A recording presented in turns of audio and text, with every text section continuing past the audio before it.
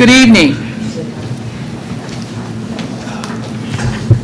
I would like to call the Peoria Public School District 150 Board of Education meeting for June 13, 2016 to order. Would you please call the roll? Mr. Adler? Here. Mr. Floyd? Here. Mrs. Costick? Here. Mrs. Jackson? Here. Mr. Shaw? Here. Mrs. Wilmeyer? Here. Mrs. Ross? Here. Please join me in the Pledge of Allegiance.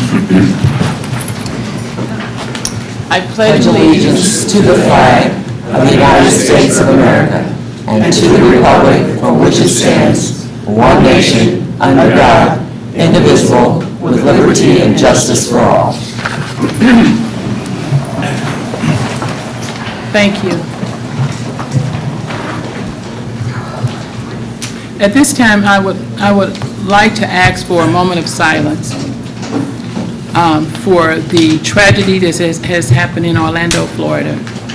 And I'd appreciate it if we would all participate. Thank you.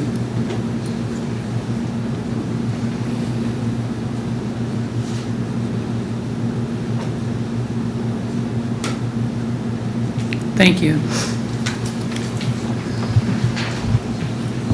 See my agenda first.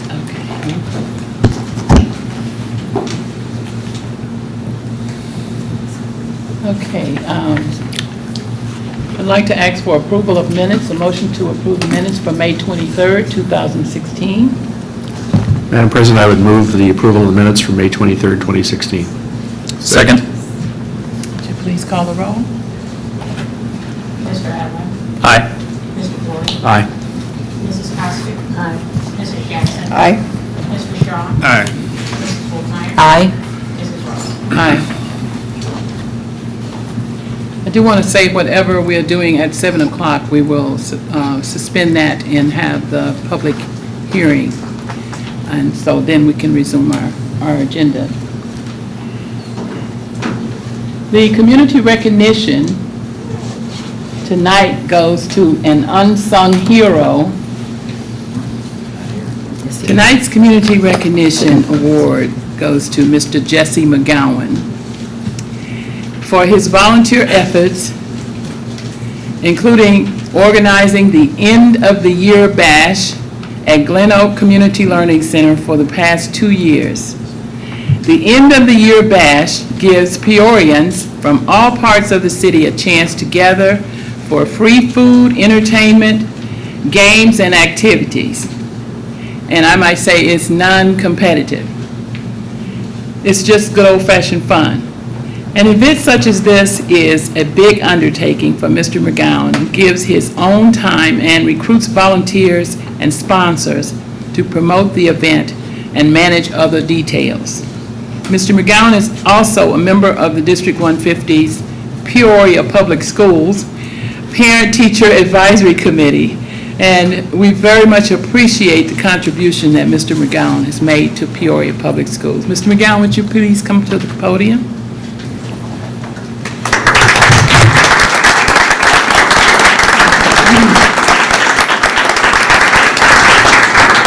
And would you like to share more about the event that was just held on June 4th? Thank y'all very much. I appreciate the honor. Kind of surprised that. I mean, I've gotten a few calls. Are you going to be at the meeting tonight? And I said, something's up. So. But yeah, this is the end of school year bash is something I've been thinking about for years. But I knew I had to be retired before I could ever pull it off because it's a full-time responsibility, and it's an opportunity to get the kids going into the summer on a positive vibe. You know, they're having fun. Instead of saying, if you have fun, you see a kid that you had fun with, you're less likely to have a challenge. Hey, what are you doing in my territory? In other words, now you can say, hey, look at man, we had fun up there on East Bluff the other day. Hey, come on, let's show what we're doing on the South End. And it also gives people from other areas of the city a chance to see what people from the other portion are just like you. We all like to have fun. We all laugh. We're all the same people. And it's always, the main thing I want to do is make sure that it's free. Because that way, the poor and the rich can be in the same category. If you're rich, you want to save your money, come on out. If you're poor, don't have any money, come on out. everybody will have the same amount of fun. So, and we've had a lot of positive response. I got kids, I've already asked them when we're going to do it again next year. And I even thought about doing it next year, but now I don't have much of a choice. So, and we want to parlay this, this is our second year. Eventually we want to take this into a much deeper level. Right now it's all about fun, but we sneak a little bit of knowledge into it because all of our vendors, none of them are selling anything.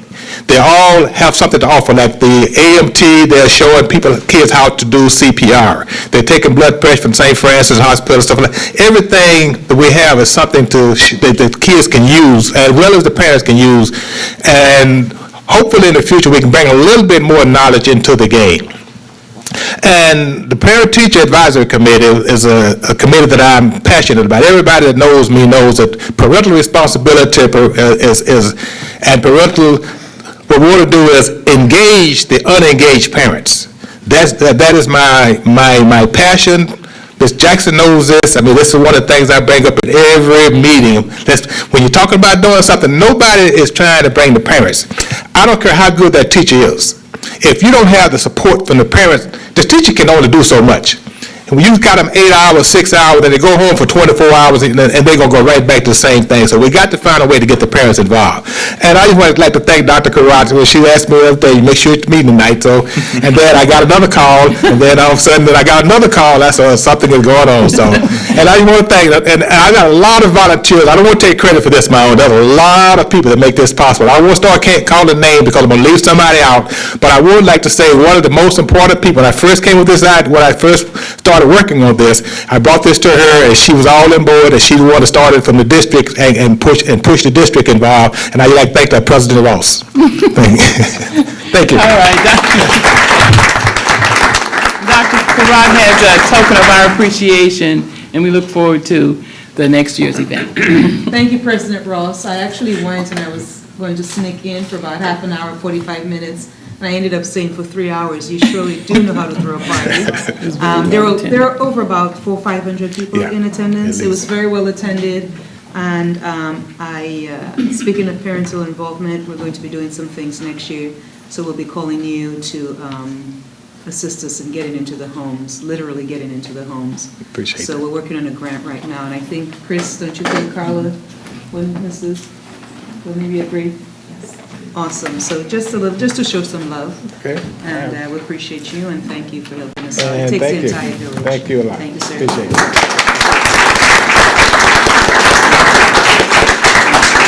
And now, do we have some announcements? Mr. Shaw? The 19th Annual Peoria Public Schools Foundation Golf Outing and Dinner will be held in 2 weeks, Monday, June 27th at Peoria Country Club. Golf package includes a casual outdoor lunch, 18 holes of golf, dinner at the clubhouse, and a chance to win a new car. For non-golfers, the dinner package includes dinner at the historic clubhouse with the panoramic views of the Illinois River, silent auction, and door prizes. Auction items include a Jim McMahon signed Bears jersey and 4 Disney Hopper passes. Mariah Smith, a 2011 graduate of Richwoods High School and a graduate of Princeton University and an engineer for Caterpillar, will be the dinner speaker. Golf Outing and Dinner is a primary fundraising event for the Peoria Public Schools Foundation. For information on participating as a golfer, dinner guest, or volunteer or sponsor, please go to www.ppsfoundation.org or call 309-713-3608. Thank you. Thank you. And if you didn't get that, our secretary just call, she'll have all that information, or it's on the website. Other announcements? Ms. Costa? We want to remind parents and guardians that the Peoria Public Schools has established a first aid compliance policy regarding medical, dental, and vision checkups and immunizations. Students who do not have up-to-date records on the first day of school, which is August the 17th, will not, I repeat, not be allowed to attend school. Information on these requirements are at www.peoriapublicschools.org/enrollment. Thank you. Thank you. 672-6512, if they don't have access to it. Or you can call the main number, 672. 672 6512. Thank you. And this announcement would help you take care of that. The Peoria Public Schools will open 4 regional registration hubs at Ridgewoods High School, Peoria High School, Manual Academy, Lincoln K through 8, or the Peoria City County Health Department. Parents can register their parent of any grade level at any of the 4 hubs. The Health Department and the in-school clinic at Manual will also offer medical and dental services. The regional registration hubs will be open Tuesday and Wednesday, July 26 and 27, from 8 a.m. to 8 p.m. The times are 8 a.m. to 8 p.m. Wednesday, August 3rd, from 8 a.m. to 8 p.m. and Saturday, August 6th, from 9 to 1. Parents can register their students at Backpack Peoria on Saturday, July 30th, from 9 a.m. to 2 p.m. at the Dream Center. So those are the days you can register to get medical and dental services for your children. Thank you. Ms. Wolfmeyer? Sing, a choral camp for 3rd through 6th grade students will be held next week, June 20th through the 24th, at Westminster Presbyterian Church, 1420 West Moss Avenue in Peoria. Children who enjoy singing, music, and the arts will focus on choral music under the direction of veteran music teacher Sharon Samuels-Reed. The camp includes breakfast and lunch, transportation if needed, and daily outdoor recreation. The cost is $35, but scholarships are available. Information and registration forms are available at www.peoriapublicschools.org. Mr. Adler? The Lion King Experience, directed by Pam O'Rear, kicked off today at Lincoln K-8. This morning, Community Foundation of Central Illinois CEO Mark Roberts presented Dr. Karat with a $5,000 donation in support of the program. The Lion King Experience gives Peoria Public Schools students rising 5th through 10th grade an unprecedented opportunity to learn every aspect of musical theater craft, from singing and dancing on stage to choreography.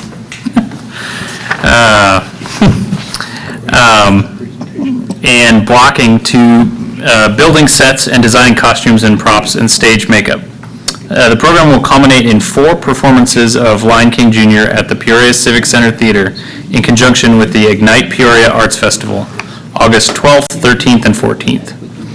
There is still time to get involved and register students for this great program. Parents can find information at lionkingpeoria.com or register by joining your child in attendance at a rehearsal this week at 9 a.m. at Lincoln K-8, 700 Mary Street. Okay, other announcements? Okay. On our agenda, we have district presentations, and to assure that we get information in the proper order, we'd like to move the amended budget overview to be presented right now before we do the public hearing. Mr. McKenzie. See what I mean?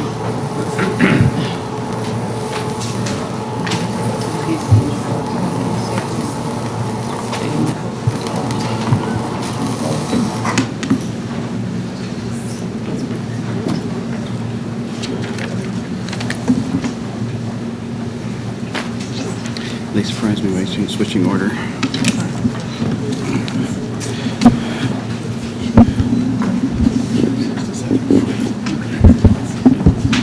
While we're waiting, I just want to say that there were about 80 kids that showed up at the Lion King rehearsal this morning, so it was well attended.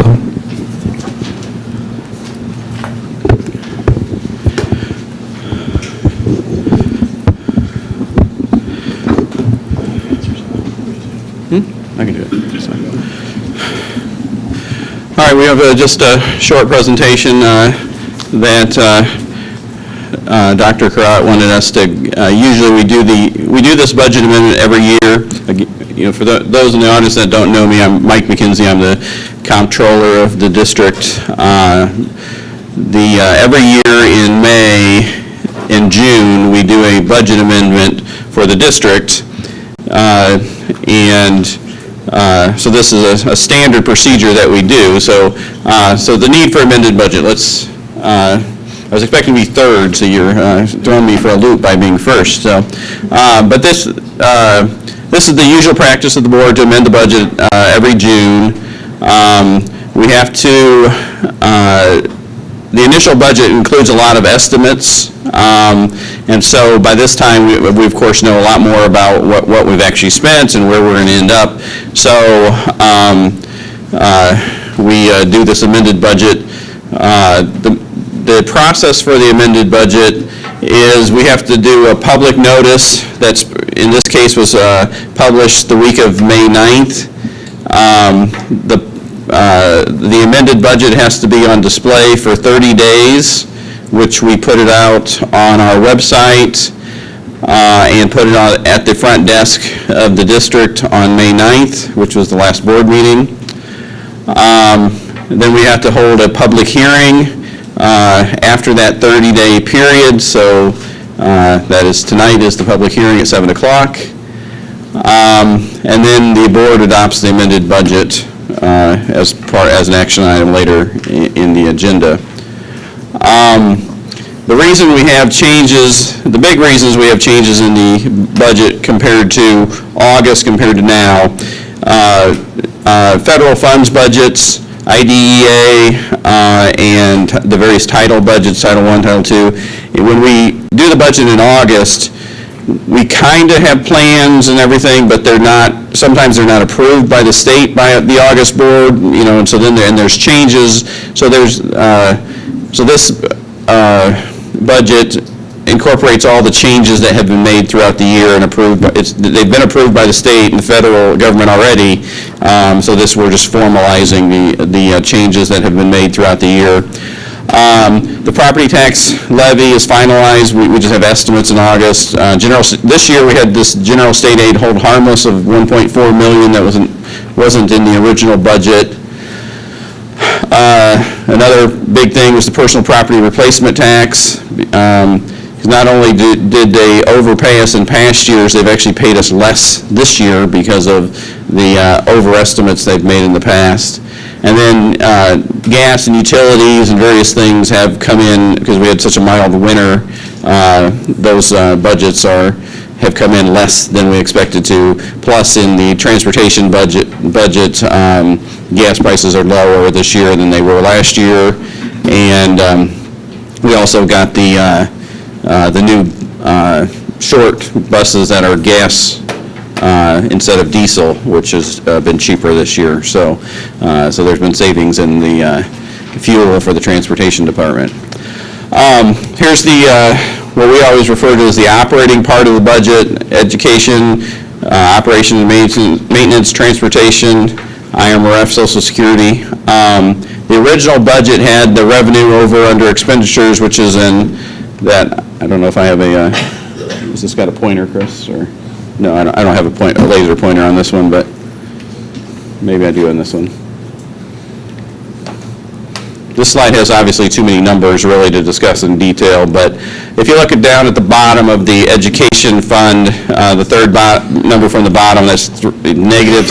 If it's in parentheses, it's negative. Us accountants always put negative numbers in parentheses.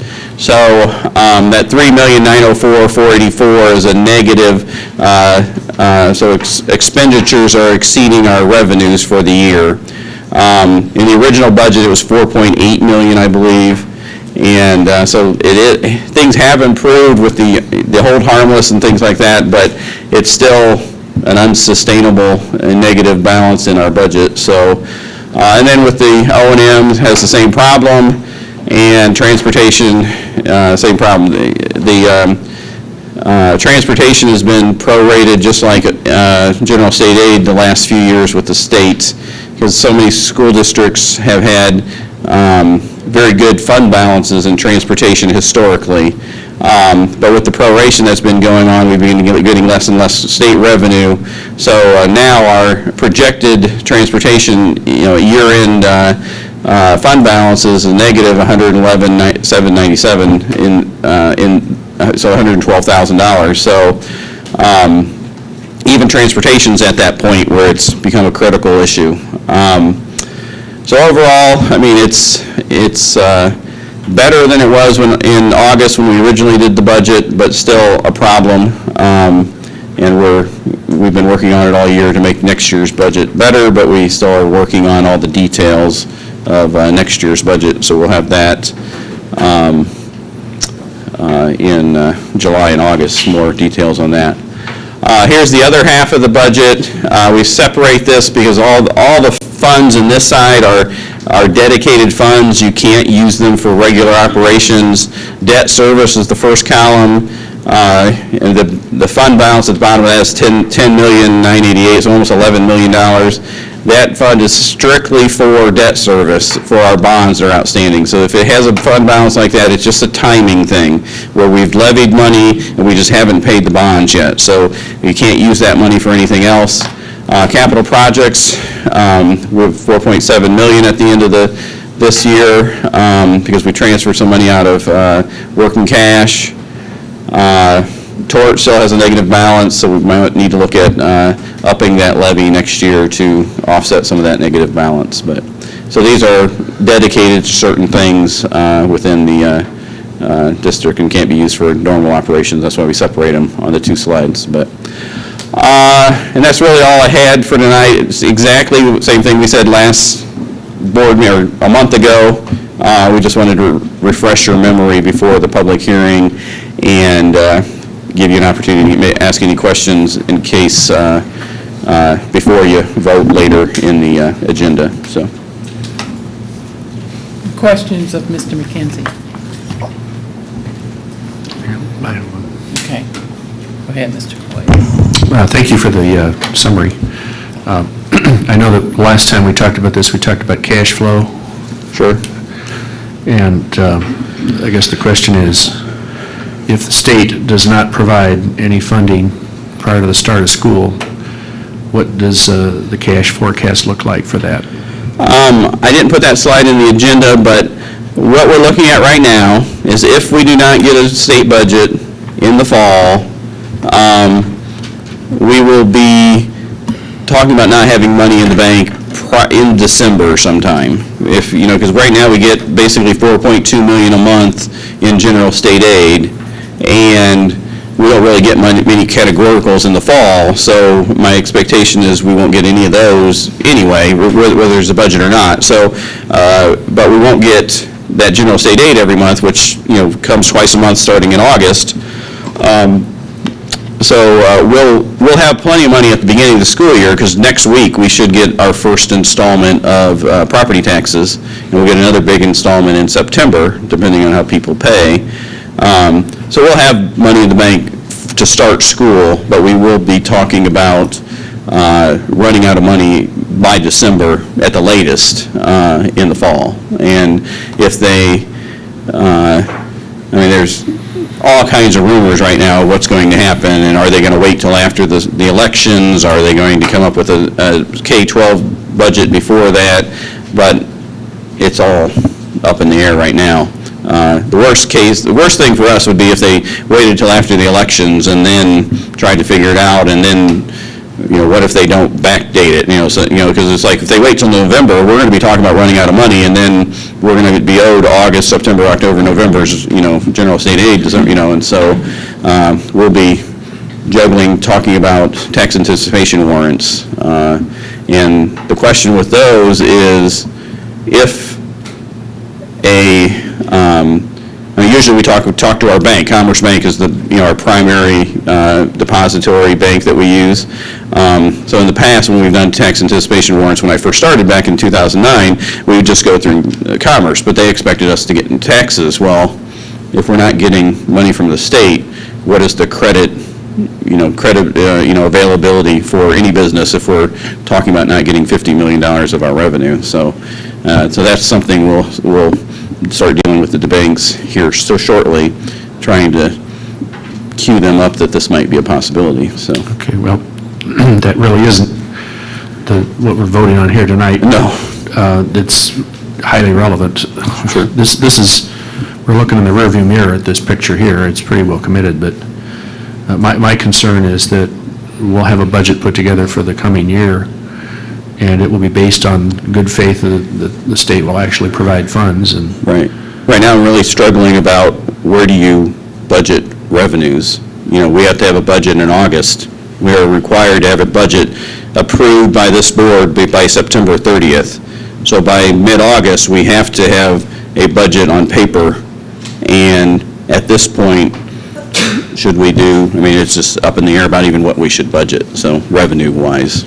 So we'll know expense-wise, but we won't know revenue-wise. my suggestion would be you need two budgets. Yeah. Yeah. One which says they're going to pay us and one which says we don't, and then there are consequences in either case. So Right. thank you for that. Appreciate your clarification of that. Other questions of Mr. McKenzie regarding the budget? Thank you. All right, well, thank you. If you think of anything else, just call me or email me anytime, so.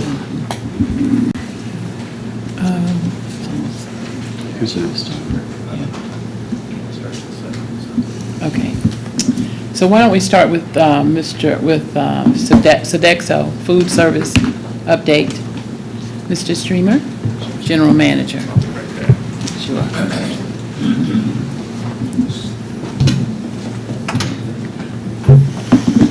Again, we will have to interrupt you right in the middle, so we'll get. I'll try and be brief. I think we agreed on 3.5. Good evening. I'm Dr. Karat, Board President Ross, and distinguished Peoria Public Schools Board members. I'm Mark Streamer, the General Manager with Sodexo for Peoria Public Schools Food Services, and I'm happy to be before you. I've got a brief overview of some of the accomplishments. Basically, it's my time to get up here and brag a bit on what we've accomplished here in Peoria. The front picture there is our third A to Z salad bar this year that we did over at Franklin. It was all the fruits and vegetables from A to Z for kids to try, and we threw in lots of stuff that even the adults looked at and went, "What is that? I've never heard of that." Over on the right-hand side are two individuals from the Tom Lang Company. They are supporters of the produce industry. They are great resources for me that I'm happy that came out and visited us, rolled up their sleeves and helped serve kids on that day, and they are a resource for me to get some really cool fruits and vegetables that I haven't been able to get. They have assured me that they will pull them from Chile and from wherever I can get jackfruit and all kinds of cool stuff that they will donate to us as we go forward. The A to Z Salad Bar is something that we plan on doing on a regular basis. It's a traveling show, and we got, Chris, you can go ahead and flip to the next slide. We've gotten 22 or 23 salad bars from Let's Move Salad Bars to School. These are funded in part through the United Fresh Produce industry, and they have, the Tom Lang Company actually sponsored the 3 salad bars that we're using in this traveling show that moves from school to school. We did 3 of these events. The first one was at Rolling Acres. We did it for all the kids there during the cafeteria service. We did one at Glen Oak during the Catch Family Night. That was a lot of fun as well. But we'd love to see you guys come out and see them if you ever have a chance. We'll be doing them, as I said, probably on pretty much a monthly basis. Go ahead, Chris. One of the first accomplishments we had this past school year is we started another on-site cooking facility, which is Franklin. Teresa Chappell and her team, our kitchen manager over there, did a great job. We're looking at starting our next site at Woodrow Wilson. We also have plans for new serving lines at Peoria High School out in the Commons area and over at Tree Wind. We want to renovate those. And Washington is another on-site cooking school that we're looking to do as we move forward. Peoria Power Pack, the P3 dinner program that we piloted over at Peoria High School has been very successful. We rolled it out to Manual High School in December. The picture with all the young ladies down at the bottom there. I'm going to interrupt you for, yes, you may. for a bit so that Okay. we can do the public All hearing. righty, I'll be back. And then you'll come back. Thank you. Okay. We open. At 7 o'clock. Madam President, I move that we open the public hearing on the amended budget. Second. Would you please call the roll? Mr. Adler? Aye. Mr. Floyd? Aye. Mrs. Pastick? Aye. Aye. Mrs. Jackson? Aye. Mr. Shaw? Aye. Mrs. Wolfmeyer? Aye. Mrs. Ross? Aye. Now, are there any members of the public that would like to speak specifically regarding the budget? Yes, Terry Knapp, I'm here to ask again a couple of questions. Number one, why legal fees are not talked about here? What's the projected legal fees for next year? What were they this year? I think the public deserves to know that, what you plan to spend on legal fees next year and what you spent this year. I've yet to hear it. I think I brought it up at the last meeting I was at, and I'm still not hearing it. The second thing I'd like to mention is the charter school. It's my understanding that you're spending about $6.5 million on the charter school. I don't know that because it's never mentioned. I don't understand why the charter school dispensers are not up there for last year and why the projected ones aren't up there for next year. $6.5 million is a lot of money. As you saw in the paper, Pam Adams wrote I guess a pretty thorough article, and it said 39 students graduated from the charter school. 39? They were supposed to have 75. Where did the 30 some odd students that were missing from that number go? Did you pay them the money for those students? There's 51 or 53 juniors in that class. Are we paying them for 75? I noticed that they had 88 to 90 in the freshman class. How did they get 88 to 90 when their charter says they're supposed to have 75? I don't get it. Are we paying them for the 88 students or the 91 students? Why isn't that in the amended budget? Why isn't that in the original budget? Why isn't the public told what those numbers are? I don't get it. I mean, are you protecting somebody? Are you protecting the charter school? I know, in the case of Wonderford, we'll talk about that later, they had 200 seniors. We got a school for 39 seniors? How do you present an adequate curriculum? I know they pay the teachers less. That should be up here. They are in District 150. I don't care if Glenn Barton runs the school or who runs the school. The teachers are paid less. The teachers are paid less in benefits. I don't understand that. Why the public never hears what those people are being paid. Is the board protecting somebody? That should be public information. That is a public school, not a private school. And we continually cover up for the people running that school, and it's sad.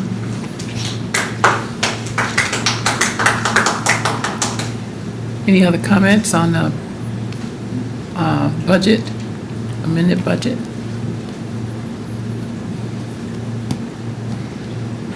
Okay. Madam President, I move that we close the public hearing on the budget. Okay. Second? A second. Would you call the roll, please? Mr. Adler? Aye. Mr. Floyd? Aye. Mrs. Pastick? Aye. Mrs. Jackson? Aye. Mr. Shaw? Aye. Mrs. Wolfmeyer? Aye. Mrs. Ross? Aye. Okay. Mr. Streamer, would you please, let's resume your presentation. Thank you. The P3 program, we actually received funding in the form of a $5,000 grant to run this CACFP, it's a child and adult feeding program, pilot over at Peoria High School. It was very successful. We're feeding right now about 200 to 250 kids as they go on to extracurricular activities, sporting events, what have you.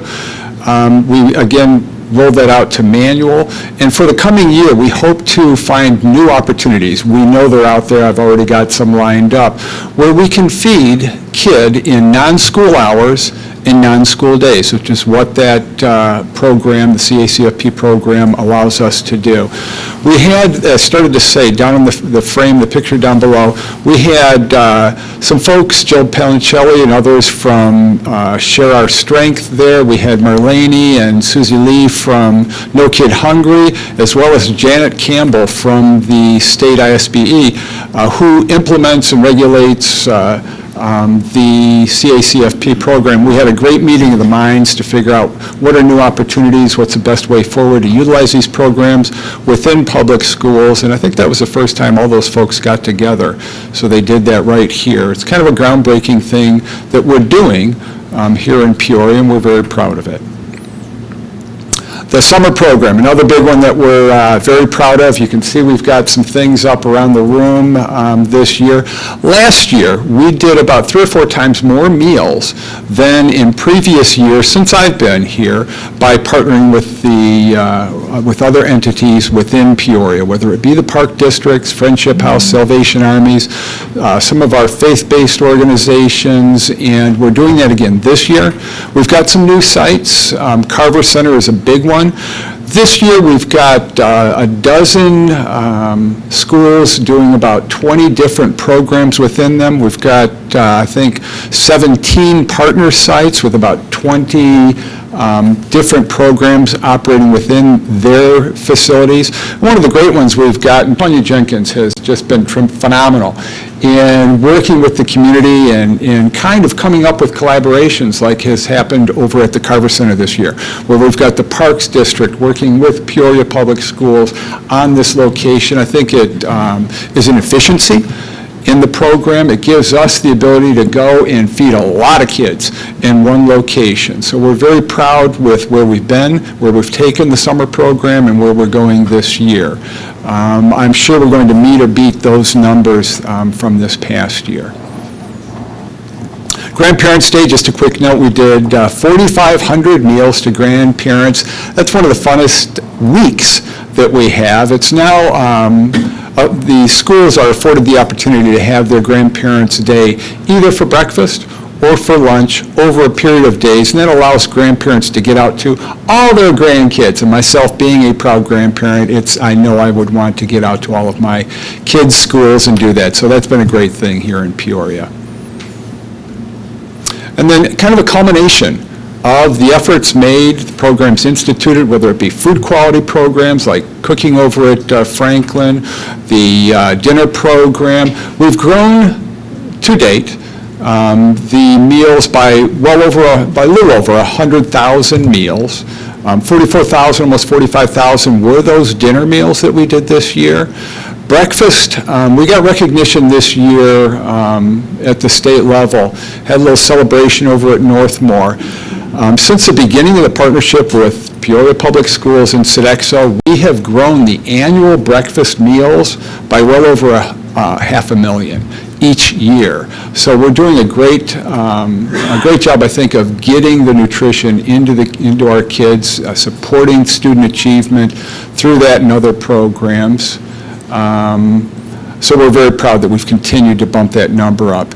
Now, our population has gone down a little bit, but we've served more kids, so that means more kids are participating, more kids are eating on a regular basis. Also, support that Sodexo provides to the district, we always do. The math counts, we do Courageous Pacers, we supply fruit, yogurt, those types of things. We also, for the second year, have donated $1,500 from the Peoria Foundation, or from the Sodexo Foundation, to the Peoria Foundation for school uniforms. I think that's one that's very important. We're happy to be able to contribute. And then my favorite, close to my heart, we will have another foursome. In other words, Mark gets to go golfing again at the Peoria Country Club. And we co-sponsored the logo golf balls this year. So we'll have the Peoria Piazza Produce golf balls out there this year. And then I've been up here once before with Annalise Harris, our gold medalist this year for the Future Chef competition, and we are very proud at her accomplishment of going on and winning. She was one of the top 40 for the nation. and won all kinds of great prizes. And I saw her over at the Career Day, over at Woodruff, and I said, "Oh, you're here for culinary arts, right?" Actually, she's going on for engineering. She's interested in that. But whatever she goes after, I'm sure she will do very, very well. And then lastly, when it comes to fruits and vegetables, that is one of the big things that the USDA through HEFCA is pushing. It's a mandatory piece of each meal that the kids get. I'm going to be going to a produce and sustainability summit in Indiana, Illinois. It's kind of for Indiana and Illinois next month. And I know I had something else I wanted to say. Excuse me. I hate it when I forget things. I'll be a guest panelist at the United Fresh. It's a produce industry event, schools forum, so it's just for schools, up in Chicago next Tuesday and Wednesday. They've asked me to be a panelist on that, talking about how can the produce industry support schools when it comes to kids eating fresh fruits and vegetables. So I'm going to be able to give some input and get some ideas. And again, it's Peoria kind of being on the forefront of good nutrition for the kids here in Peoria. And if there aren't any questions, You won't have any questions? I will wish you a nice evening. I have one. Oh, yes, ma'am. What's on the lunch menu for summer? Pardon me? What's on the lunch menu for summer? For summer, we have that located on our Peoria website. We have, and more specifically, we've got this month's and next month's, we've got hot meals on Mondays, Wednesdays, and Fridays, sack lunches on Tuesdays and Thursdays, and we have got, 7 trucks running all over the district. We're rocking and rolling out there on a daily basis. All right, thank you so much. All right, you be well. And next would be Mr. Dave Myers, Director of Buildings and Grounds, to talk about the water quality report. So, Oh, hello. Good evening, members of the board, Dr. Karat, and President Ross. We're here to talk about water quality in the schools. As you know, the subject of water quality has gained attention both locally and nationally. Nationally, as you know, Flint, Michigan, and locally, the city of Galesburg and the Midland School District in Illinois. As a result of these events that have taken place, Peoria Public Schools wanted to ease some concerns regarding water quality in our schools. Specifically, we talk about lead and copper in our drinking water. Lead in drinking water, although rarely the sole cause of lead poisoning, can significantly increase a person's total lead exposure. Lead and copper, more specifically lead, enter drinking water primarily through, both of them are through your plumbing materials. But the exposure to lead and copper may cause health problems ranging from stomach distress to brain damage, and obviously in high levels. It can also cause delays in the development of growth of young children, affect their attention span, and even their learning abilities. With this in mind, Peoria Public Schools met with Illinois American Water and the City of Peoria representatives, and we discussed some protocols and got some information from these representatives. And with the direction of Dr. Karat, testing was implemented in 4 schools. And what we did is we picked 4 regions of the city as the start of an assessment. So the 4 schools were tested were Treewind Middle School, Peoria High School, Von Steuben Middle School, and Rolling Acres. And these were tested for lead levels and copper levels in our water. And then these samples were taken at random areas in the building. So when I say random, drinking found primarily were drinking water for our students and even staff, and even obviously the public. As you can see in lead, which is our biggest, which I think is our biggest threat especially what you've seen that's been out in the news in the recent past. All our levels, if you see this city of Peoria, their levels, their presence, their levels, the EPA action levels are where it's at and where we're at on lead. Are the 4 samples actually there was 2 samples per building. So based on all those, we were way below and significantly low as far as lead, which is really good because that's our biggest threat. As you can see here, same thing, the EPA action level for copper, and then you have the city of Peoria. Well, as you can see, the levels for Von Steuben and Tree Wind were fine. There was a level that was right at the action level for the EPA action level for Peoria High, and that sample came from a custodial closet from the new addition. So copper levels in the new addition like that with the new materials and with it not being a high traffic flow and actually non-drinking water, that was a little higher, but it wasn't above the action level. However, you see Rolling Acres was above the action level.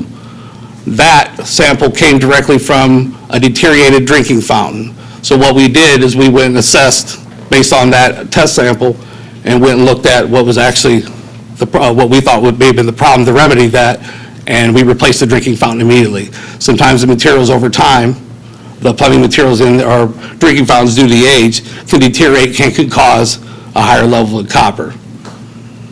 I'm not downplaying the copper, but I was more concerned about the lead, and obviously those were real low. But to remedy something like what we've seen, we replaced the drinking fountain in this situation.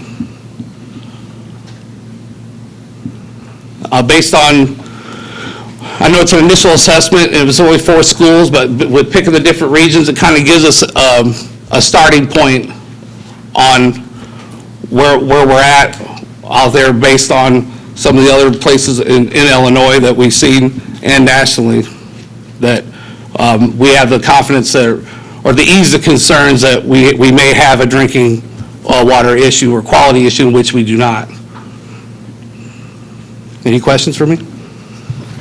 I was just looking at the variance. So the variance is explained by pulling samples from 2 different locations within the building? Yes. Okay. Yes. For instance, take farthest end from one building and then find another area. Whether you have a lot of buildings that have newer additions, and if you look at some of the 4 schools we picked in that area, they were older schools in those areas, especially Peoria High. And I did find it was strange that there was a higher copper level in the new addition part, but it's newer materials, which is all copper, opposed to plumbing that was probably used in a long time ago. Thank you. So the water fountain that was replaced, how soon will you retest that to see if? I'm going to test that immediately. We just put it in. So I'm going to have that tested immediately, and then I'll have an assessment. And then what I will do, I'll immediately contact Dr. Crott and board. If we have an issue, then we have to start looking, if we have an issue on anything when these numbers come up high, what we have to do is look at what they call the point of use and figure out what's our next course of action if we have to replace plumbing beyond that. But at this time, I don't see a huge concern. But retesting that same area will kind of give us an assessment of where we're at. I heard you mention that the newer area was high in copper in Peoria High, was it? It was a new addition in a utility sink that doesn't have any high use. So a lot of these levels can be built up from lack of flushing or lack of use. Mm-hmm. A lot of the recommendations from EPA or to flush your systems before using the water. If you even think or even if you have an assessment that comes back that you may have a higher level of copper, obviously lead is a bigger issue, but especially copper, basically flushing kind of remedies a lot of that. Right. So I was wondering, like if you tested Harrison, that's all new, basically, and there was a problem, then it would be the materials that we used, right? Well, when I say materials, you're talking, when it's all new copper, it's a potential that materials, I would say in a low-traffic area, like a storage closet may have plumbing in it that's never used, and build up over time that's never used, yeah, you could probably get a higher level. But overall, no. Other questions? Anybody else have any? Mr. I Cole? just wanted to thank the board and the public. While as the great job they mentioned, all that stuff was happening around the country, we were also sort of thinking about it. And we pulled in the city and Ameren, and we all talked, and they sort of, there's a fee for going through this process, and we thought by randomly doing the regions, we could at least have some baseline data. And so, yep, so thanks. And we can expand on that and do further testing Right. with the direction from Dr. Crott and yourself. But we thought picking those 4 schools in those different regions would kind of give us an overall assessment. Okay. Just a quick question. Ms. Is there, Costa. oh, sorry. Is there some type of filter that can be placed on the water fountains or in the water system? I think your newer drinking fountains and some of your obviously will come with filters. Another good thing to do is with part of preventive maintenance is cleaning your aerators out in your faucets. And just good old-fashioned housekeeping. And that's a direction that needs to come from me to further educate our custodial staff and our maintenance on, preventive maintenance on aerators and some of these items that we discussed, and cleaning for our custodial staff as well. And it's all preventative maintenance, and obviously preventative maintenance is a great thing. Go ahead. No. You talked about the new facility at Peoria High that might have contributed to that. Is copper spec'd, or is PVC not allowed in a school building, or is there? It's spec'd as far as what the architects and engineers designed for the particular building. Okay. I mean, that particular area that was pulled was near the science wing. Yeah. So I suspect that was, there's a lot of plumbing in that area due to that area, and so they probably spec copper. Yeah. But kids don't have access to that, and they don't drink that water. No, and like I said, the remedy to that was if you flushed that. Yeah, I was just thinking in terms of, PVC piping doesn't create any heavy metals. I just wonder if that's something to think about next time we spec out. I think, yeah, for further projects, I think it's got to be a discussion that we need to have when we meet in any design for any additions or even at small scale or large scale projects. I agree with that. Yeah, you can get heavy schedule PVC pipe, not thin stuff like you see at some home centers, and you can get high quality PVC. I suspect there's a combination of both, but just based on where that area was at. It's worth thinking about next time you get a project like that. Absolutely. Thank you. I also want to thank you, Mr. Cloyd. I like You like the charts? Yeah. Chart person. Couldn't resist. I like it, appreciate it. Well, and we'll give you an update as soon as we get those results, Rolling Acres, because I'm interested also in Absolutely. making sure that those are significantly. And it could be a good thing, because then we can get an inventory of our drinking fountains and look at the age of it. I mean, I think we've done a pretty good job in the last few years of replacing drinking fountains, getting water coolers opposed to I call the old porcelain, old school type. Kids don't want to drink out of them, neither do we, obviously. But not only that, just go a step farther and get a true inventory of what some of these items look like and how we can change it. Are any of those type items part of the health, life, safety investigation that happened? That's a good question, because some things, as strange it is, that I'm learning that health, life, safety funds don't qualify for things that you think would be health, life, safety. Like fire alarm system, which I think is the ultimate health, life, safety. Health, life, safety funds may, Mr. McKenzie could help me out with that, but they might consider that an upgrade, which doesn't qualify for health, life, safety funds, which I disagree with. But. So you'll look into. Absolutely. whether or not that. Absolutely. Thank you. Sure. Anything else? Thank you. We are now at the place on the agenda that provides an opportunity for the members of the community who wish to address the board. As you know, we are all volunteers elected by you to oversee the development, implementation, and maintenance of a quality education for the students of Peoria Public Schools. The board welcomes your comments and suggestions relating to this goal. Recognizing that we all have our First Amendment rights of free speech, we ask that your comments be focused on those issues within the board's authority.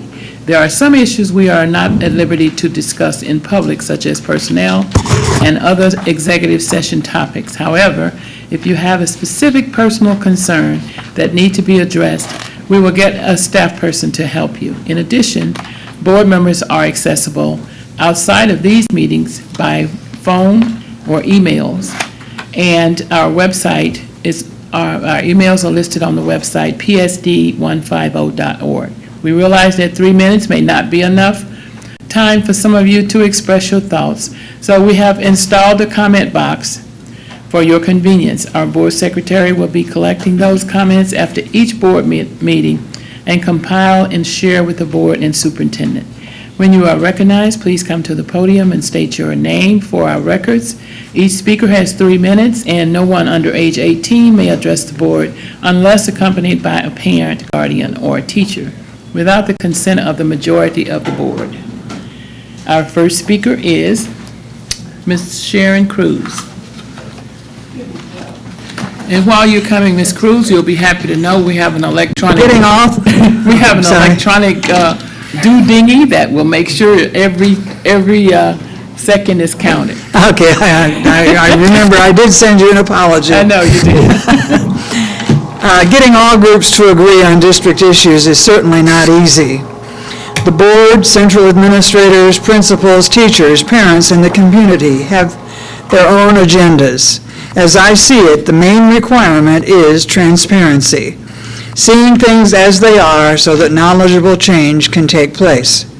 That is why I see the Freedom of Information Act as important to the process, and I admit I have not lost my interest in seeking out information. One of my FOIA requests led me to the following data with its ensuing very minor questions.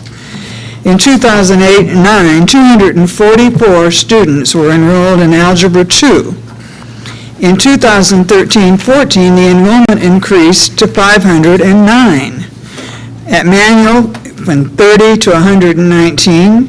At Peoria High, from 87 to 128. And at Richwoods, from 126 to 256. My first question is, why did enrollment in Algebra 2 double? And it could be a very good reason. This increase cost the district money because more textbooks were needed. Therefore, 350 texts, same title, same company, but a 2011 copyright date, were added to the 2001 version at a cost of $31,000. How were texts distributed so that each class was using the text with the same copyright date? In 2015-16, 243 new Algebra 2 books from completely new company were purchased at a cost of $20,000. Enrollment was 468, so which school got the new books and which got the old ones? Okay, now please keep all groups informed as to the results of the new discipline guidelines, both good and not so good. The discipline piece of the puzzle is one of the most important to the academic success of the district. I'm also curious as to the status of P cards. How many employees have them, and what are the policies governing their use? I assume that there have been some major improvements.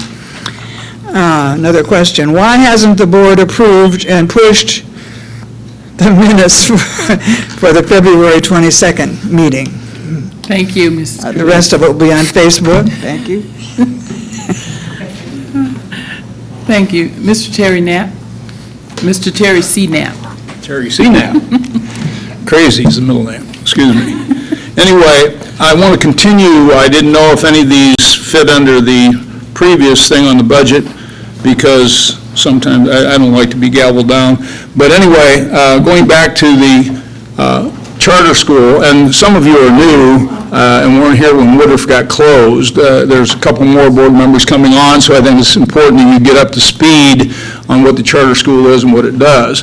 But anyway, this year, the charter school, again, is going to add another co-opt with Peoria Heights for girls basketball. They co-opt with boys football at Peoria Heights. My taxpayer dollar goes to Peoria Heights to pay their coaches and their equipment provided to the Quest kids to play football and and basketball, girls basketball at Peoria Heights coming next year. And I think that's ludicrous. I think these kids could easily go to Central or Manual or Richwoods and participate in athletics within the city, thus my taxpayer dollar not going to Peoria Heights. If you remember the history of Peoria Heights, you know why Peoria Heights left the district, and I don't want to get into that. That was back in the 70s, but it was very graphic.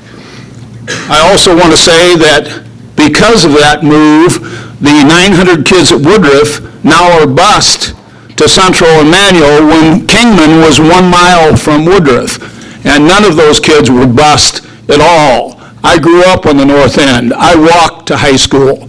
I would never have wanted to be bused to Manual or Central because I lived on the North End. I think that's unfair.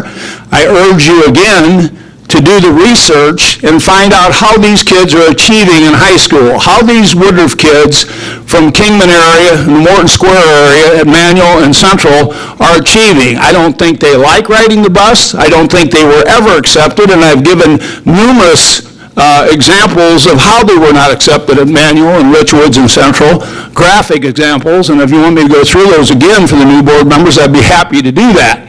It was embarrassing what happened to those children.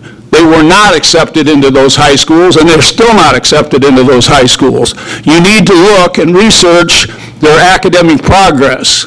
Here you have a school that had basically 450 juniors and seniors, where Quest has 90. How is Quest providing an adequate education for the students at Quest when a third of their staff doesn't even need to be certified? By law, they don't have to be certified.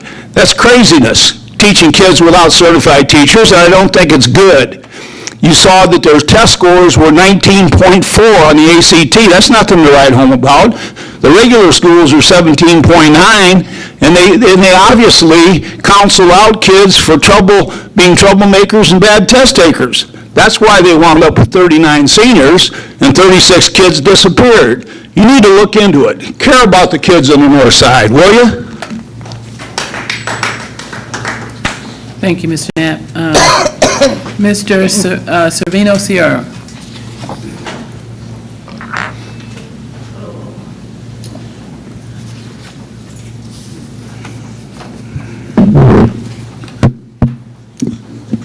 Sabino Sierra, 1708 South Stanley. This is why I tell you that we speakers need 5 minutes instead of 3, because you're cutting them short, and you don't do them any favors, you know what I mean? We listen, like I've said before, we listen to you all evening, but you can't listen to us for 5 minutes. That's why I was going to complain on a number of things, but I'm going to run out of time.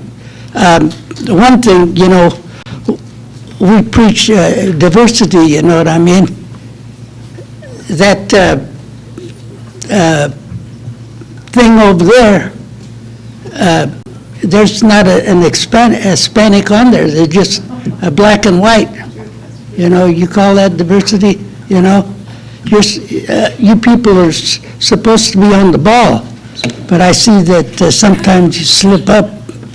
I was, and you talk about you're going to have chefs and that at the high schools. And you're just going back, like I told you, what are we going to do? Why don't we do like in the old days?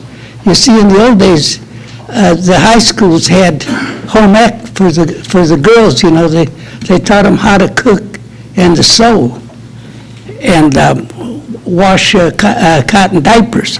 The boys, they were taught woodwork, and you come again now, you're going to have these programs, or you want to start these programs. we've had them a long time ago, and the kids, they succeeded, and I don't know, I hope it succeeds, but it's kind of scary. And a lot of these meals that you're handing out, there's a lot of them don't deserve it, and they waste a lot of that. And don't tell me, because I visit the different scenes, and I see, you give them a tray and they'll eat the cookies, and lots of times they won't eat what's really good for them, the vegetables in that. I asked the girl at Manual one time, I said, how do you like the hot lunch? It's okay, but they ought to give us some ribs sometimes. So there it is, and I wanted to go to Springfield, but I called, and they told me to call another number, and they put me on hold, I don't I don't go for that, if I want a straight answer, or I wanted to inform them that I wanted to go, but I got upset and I didn't go, But this governor of ours needs to be set back a few lengths, you know what I mean? And this is what I'm asking my Republican friends to get on the governor and tell him that he's going the wrong way. Well, he's trying to get rid of the unions, but the unions are going to get rid of him, because I know. I was still a union member. I was a active member for 50 years in the paint trades, skilled labor, So let's you people on the board, let's do a better job of thinking and using common sense. And a lot of these, programs you show on there, it's all old stuff, You kill Listen to some of the older people. Thank you. Thank you,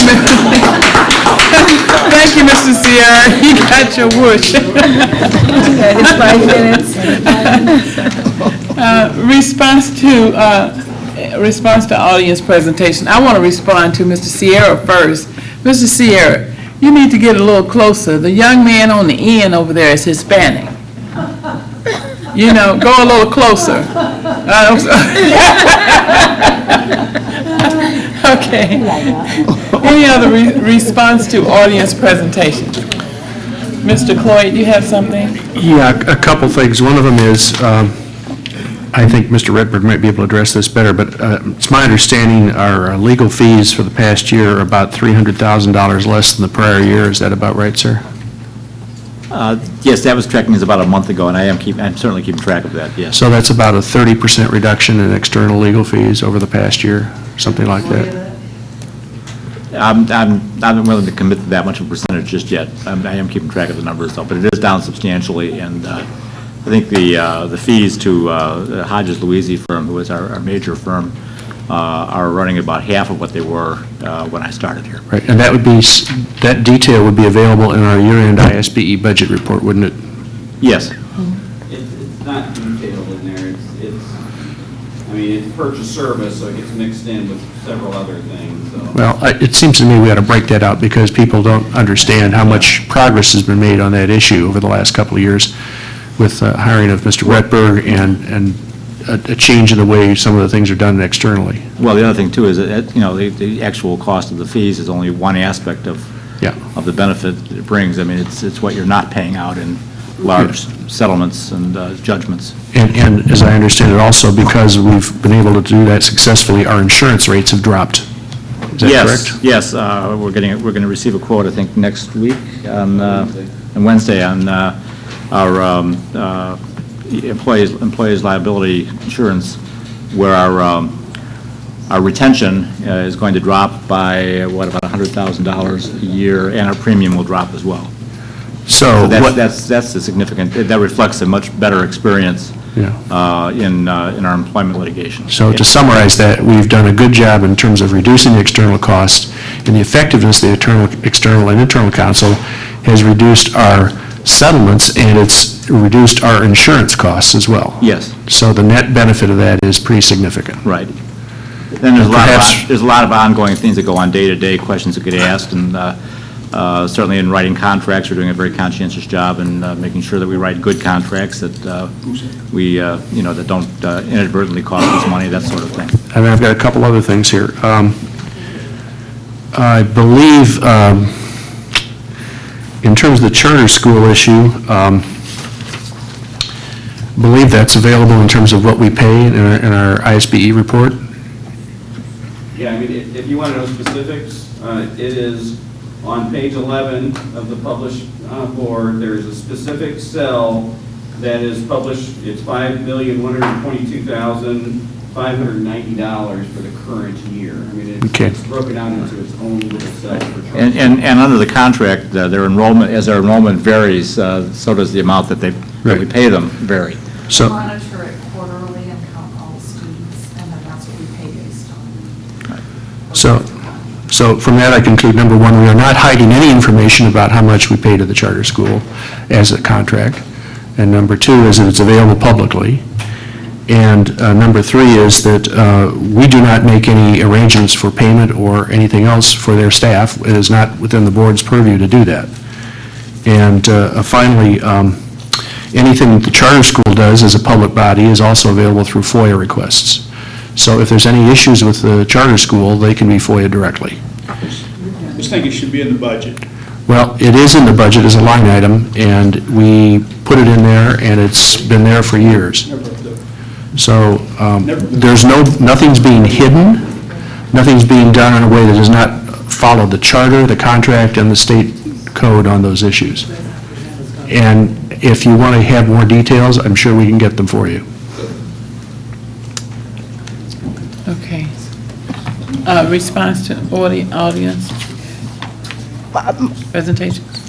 Since we've several times the mention of the attorney fees that we pay and all that, can we have that totally separated out? Reason being is that when it's meshed in with everything else, you don't really know what it is or anything like that. So if we have reduced that significantly, I think we ought to pull it out so we can understand exactly the amount and what that is. I've been keeping track of the numbers, and what I'm trying to do is to relate it from the day I started, which was July 1st of 2014, and on an annual basis, what legal fees we're actually paying now. And the way they're reported in accounting, there are some bills that are paid in the first couple months of the fiscal year that were from the previous year. So I'm trying to separate all those out, but we should have the June bills should be coming in July, and then we'll have 2 years. I'll have 2 years of data. And you'll make that? Yes. So everybody can read it and see what it says? Yes.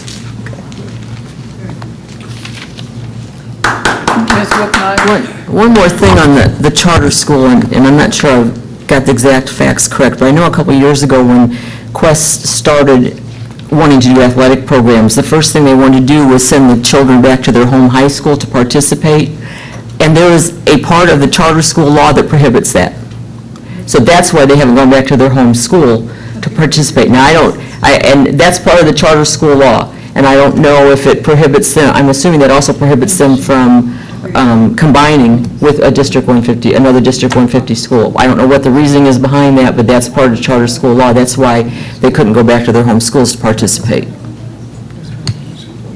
Okay. Other comments? Or Participated other comments? some I'm things sorry, and some Mr. Knapp, I'm going to ask you just not to speak right now, okay? Thank you. There's a question from Ms. Cruz about P cards. Mike, can you? And who wants to address that? I was going to ask Mike. Do you want me to Yes. talk about P cards?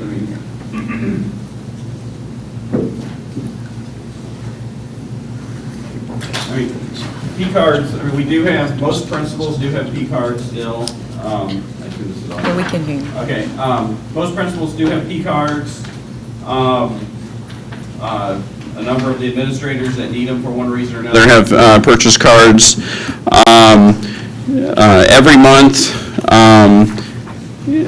From a historical standpoint, just going back before I started, we used to have, every principal had a checking account, and they would write checks, and some of them were good at it, some of them were bad at keeping records, and so one of the ways we decided to improve the controls of the money in the district is pull the activity fund checking accounts into the accounting department, and now we issue all the, for the K-8 schools, we issue all the checks out of the accounting department.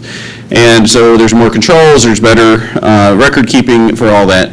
But to give principals still the ability to do things, that they have to do on a daily basis, they needed some way to pay for, various things. I mean, if the cheerleaders need pizza for some event, the principal uses their purchase card. Every month, we get the statements are online. I review those statements. I make sure that they put descriptions in them.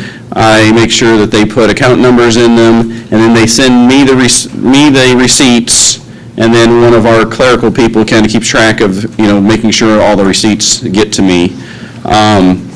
And then Carla looks at it as a secondary control to make sure that she agrees, especially with the grant stuff, because if it's a grant, they have to go through the grant director before they use their purchase card. So there's additional controls if it's a grant. And there are limits also.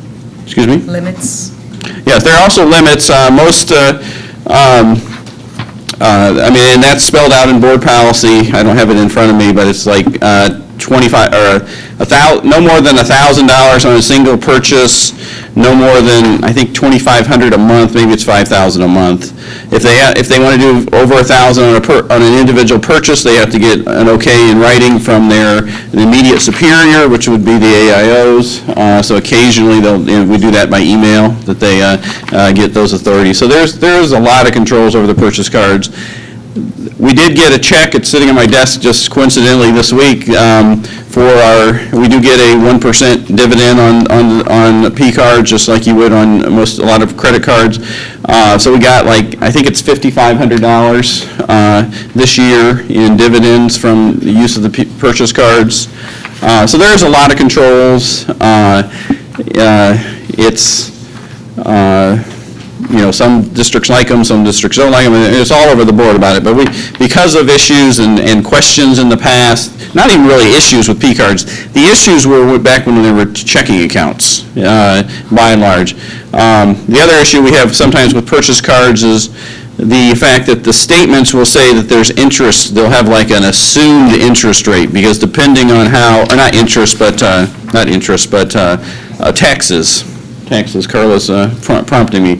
So it'll have an assumed taxes, but then when you, as a perfect example, Walmart, whenever they go to Walmart, it'll have an assumed tax in there, because however Walmart processes their credit cards, it flows through to our statements as an assumed tax. There's an asterisk by it, but it's not, when you look at the real receipt, it's not taxes. And there are occasions when people pay taxes because they go to Amazon or they go wherever and they're looking for a specific thing for a specific teacher that they can't find without paying taxes. There's no methodology about giving our tax letter to people or to the merchant online sometimes. Most of the time they do, but there are occasions when taxes. So that's not been an issue in the past. So we try to control that as accurately as possible. But there are occasions when there's sales taxes paid. And obviously, when you travel, you're going to pay, airfare and hotels. You have to pay that. We're not exempt to those sales taxes. So they are very controlled. We can go on and on. I could show you the process if anybody ever has a question. I can run reports and things. If anything, it goes up and down the usage. It's been FOIA'd a lot. I can run any report of any user's history, their statements for the last, since the inception of the program. It's very easy to do with the computer program that's used. So it is used a lot, but it's way more controlled now than before we implemented the current set of controls and everything, and so, like I said, if you ever have a question about it or want to report, have a specific question about a user, we do look at it, because I look at it every month, and then Carla looks at it, and then I have a clerical person look at the receipts to make sure every receipt gets filed properly, so. Mr. Cloyd has Yeah. a question. So the rebate is what, 1%? I think it's 1%. It's a program through IASBO, the Illinois Association of School Business Officials, and Bank of Montreal, Harris Bank, and I think it's 1%, when you do all the math, but something like that.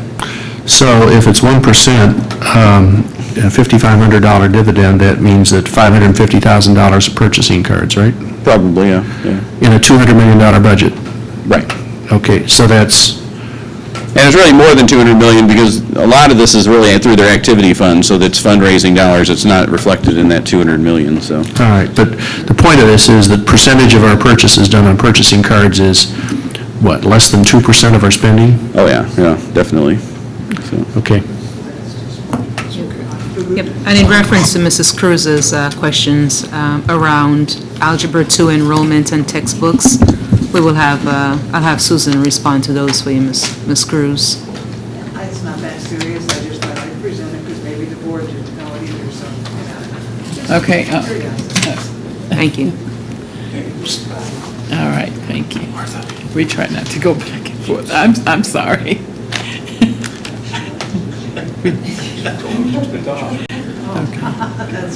Okay. Proposed expenditures under $2,500. Are there any questions of over $2,500? Any questions of Mr.? We want to put you back on the spot again, or Carla. Any questions of either one of Mike or? So you do. No questions? Those expenditures? Report of request under the Freedom of Information Act and the status of such. Ms. Dr. Karan. Since our last board meeting on May 23rd, we received 3 requests. There was one pending request noted on the May 23rd board report, and this request was filled. To date, we have received 25 requests for this calendar year at a cost of $7,895.64. Thank you. Welcome. Okay. Consent agenda. Mr. Cloyd, would you do the honor of that? Yes, ma'am, and possibly for the last and final time, it's a long one. So sit back and enjoy this. Item number 1 on our consent agenda this evening is gifts to the school district. This meeting, a total of $2,320, and year-to-date, $122,496.89. Proposed actions is the following donations be accepted and letters of appreciation sent to the donors. School supplies valued at $25 by Corrine Walker. School supplies at $25 by Sharonda Buckner. Bedding valued at $95 by Kimberly Wilson. A gift card for $150 by Ravonda Johnson. A mini fridge and microwave valued at $175 by Steve Mathewson, a U.S. Army recruiter. Supplies valued at $300 by Erica Hanley. College basket of supplies valued at $800 by Bernice Gordon Young from It Takes a Village. A flute valued at $2,500 by Marianne Guthrie to Mark Bills. Another flute valued at $250 in each case by Ann Guthrie. There were 2 flutes. And a clarinet valued at $250 by Ann Guthrie. So obviously Ann was a musician and has decided to donate some instruments. Number 2 is payment of bills. Number 3, the Human Resources Report. The proposed action is the appointment, employment, compensation, performance, resignation, retirement, or discharge of an employee. Item number 4, the payment for travel. Item number 5, field trip approval, Richwoods High School, St. Louis University. Proposed action is that the Board of Education approve the field trip for Richwoods High School Flag Corps per Board Policy 6:240. Students will travel to St. Louis, Missouri on June 26, 2016, and return on June 29, 2016, to participate in the team building, team technical performance, and skill building camp hosted by St. Louis University. The cost of this trip is $310, which includes lodging and food. No student will be denied due to inability to pay. Item number 6, field trip approval, Richwoods High School, London Mills, Illinois. The proposed action is that the Board of Education approve the field trip for Richwoods High School per Board Policy 6:240. Students will travel to London Mills, Illinois on July 17, 2016, and return on July 23, 2016 to participate in the annual Marine Corps JROTC Leadership Camp. The cost of this camping trip is $290, of which the MCJROTC program will pay $215. Students will be responsible for the remaining $75. However, no student will be denied due to inability to pay. Item number 7, Health Life Safety Amendment. The proposed action is that the Board approve the Health Life Safety 10-year survey amendment for Roosevelt Magnet School. A Health Life Safety 10-year survey amendment has been prepared for repairs needed at Roosevelt Magnet School. This amendment is for masonry and roof repairs needed on the building. The total estimated cost for this amendment is $51,750 and will be paid out of Fund 90 with the Health Life Safety Fund tax levy proceeds. Item number 8, the temporary approval and payment of bills.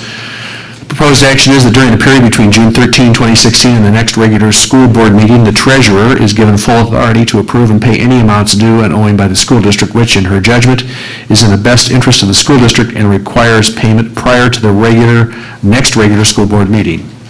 Item number 9, settlement of minors case. The proposed action is that the Board of Education of the City of Peoria Public Schools District 150 approve the settlement agreement and general release of a minors personal injury lawsuit in U.S. District Court of the Central District of Illinois, case number 14-CV-01318.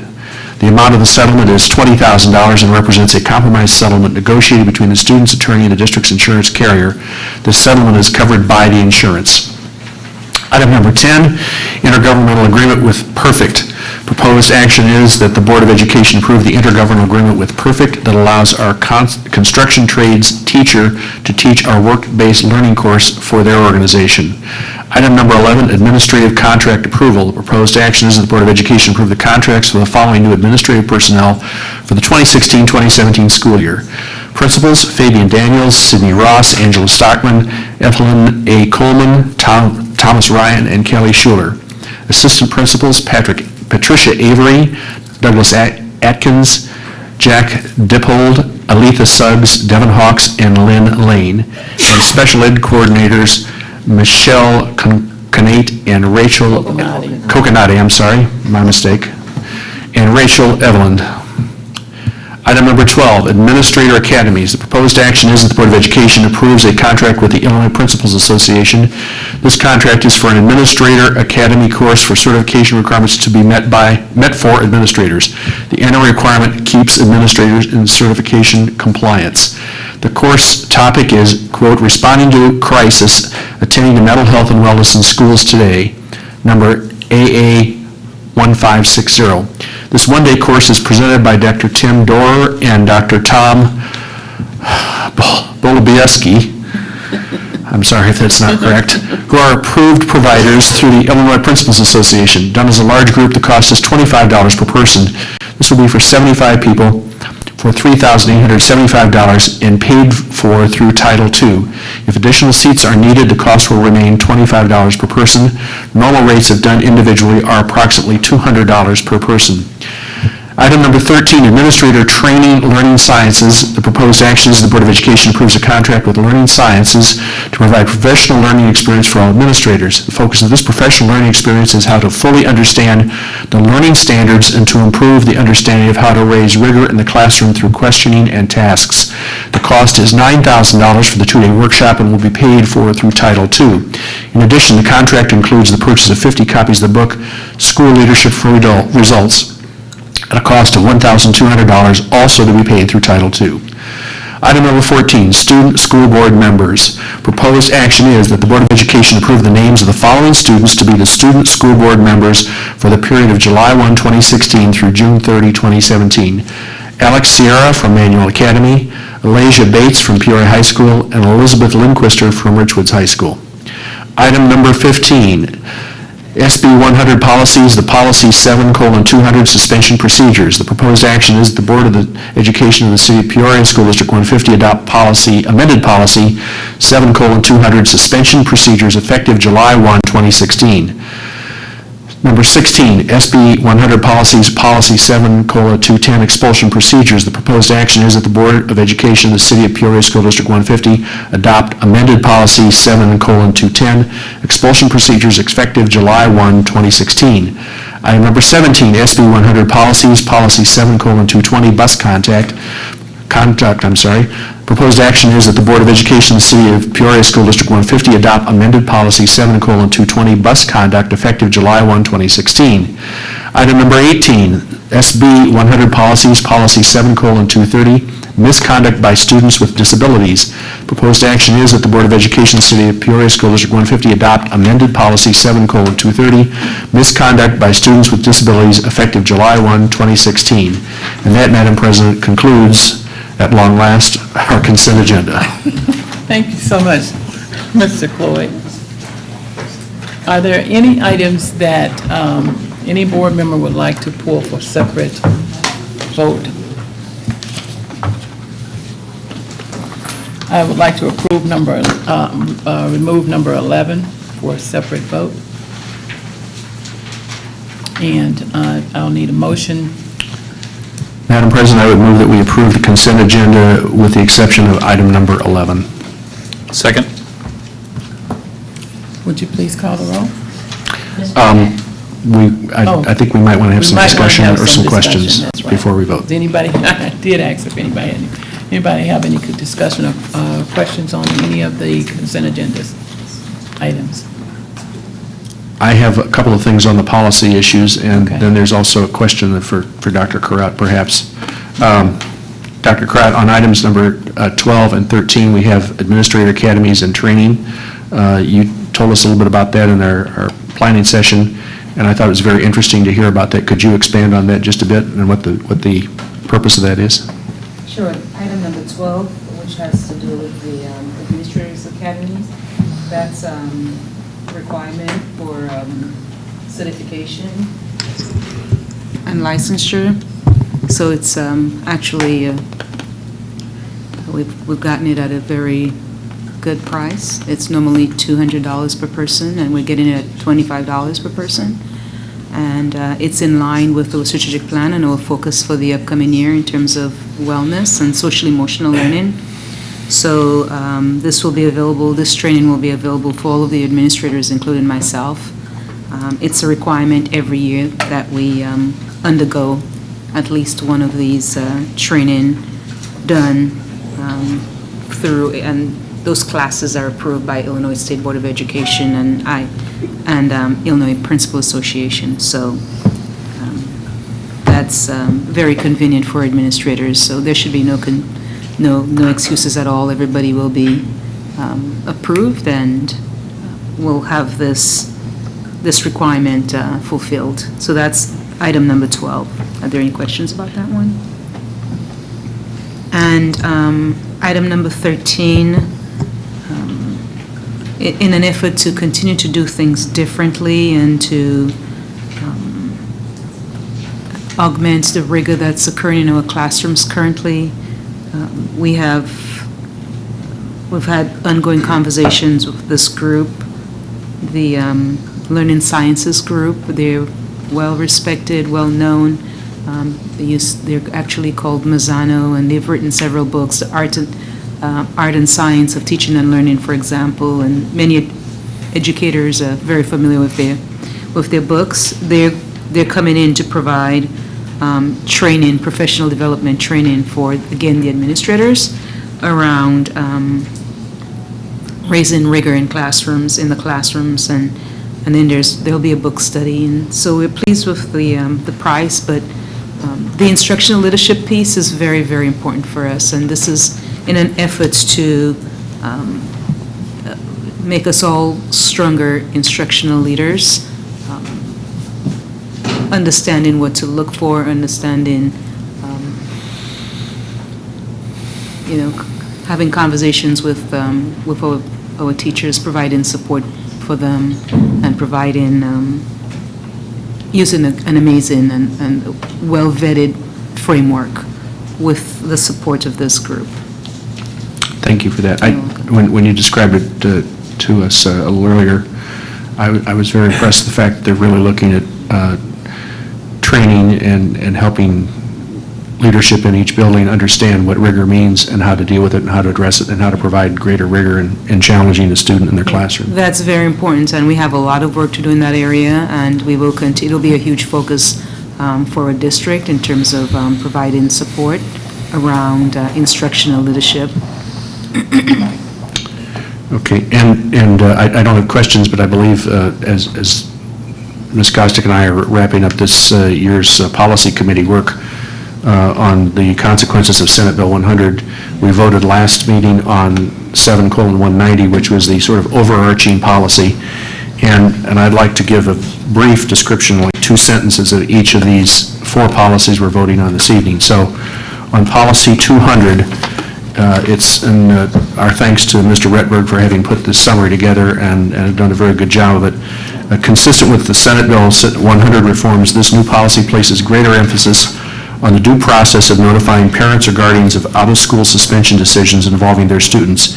It contains additional due process requirements and documentation requirements for the suspension decision. So that's policy 7:200. Policy 7:210 on expulsion procedures.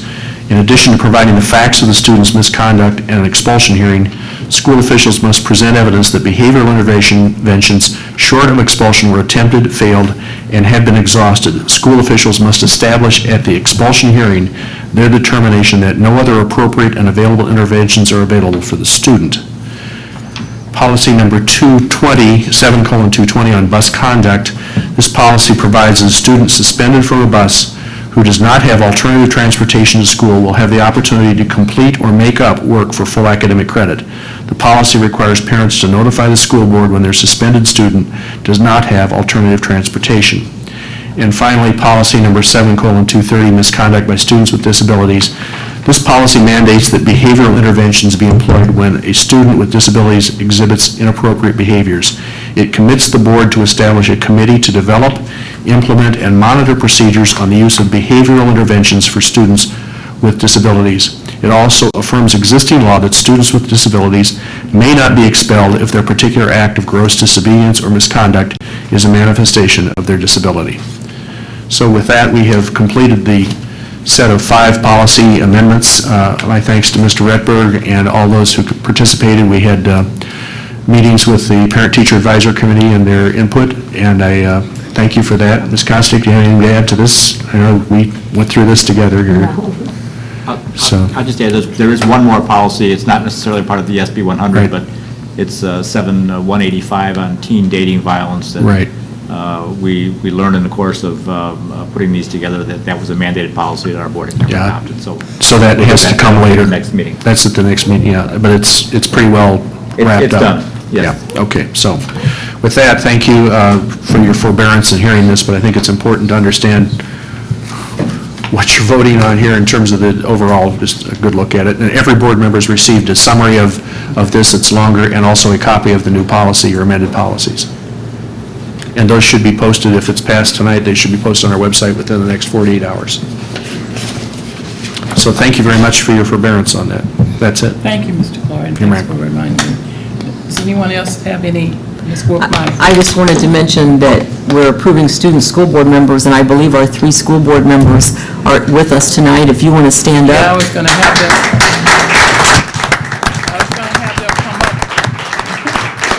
them come up after the vote.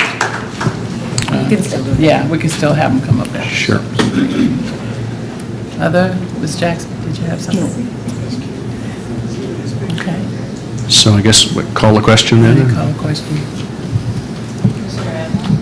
Aye. Aye. Mrs. Kaiser? Aye. Mr. Jackson? Aye. Mr. Shaw? Aye. Mrs. Wolfmeyer? Aye. Mrs. Ross? Aye. Madam President, I would move the approval of item number 11, the administrative contracts for principals, assistant principals, and special ed coordinators. Thank you. Second. Are there any comments or questions? Discussion on that item? Now would you call a roll, please? Mr. Adler? Aye. Mr. Floyd? Aye. Mrs. Costick? Aye. Mrs. Jackson? Aye. Mr. Shaw? Aye. Mrs. I'm abstaining. And the reason I'm abstaining is because I have a family member that is on the agenda. Okay? Would you please, the three new student school board members, would you please come up to the podium and introduce yourself and what school you're from? Thank you for your diligence. I noticed that you're probably very tired, but get used to it.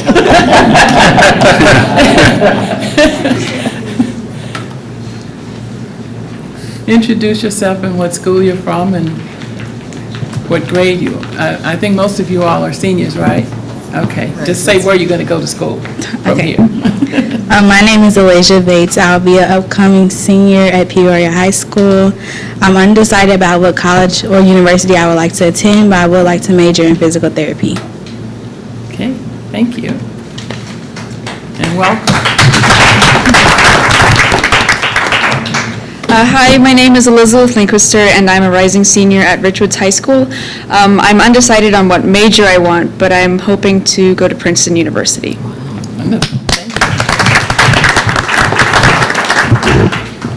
Good evening. My name's Alex Sierra. I'm an upcoming senior at Peoria Manual Academy. Future college, I hope to attend the University of Illinois in Urbana-Champaign, and I hope to double major in political science and psychology. Wonderful, thank you.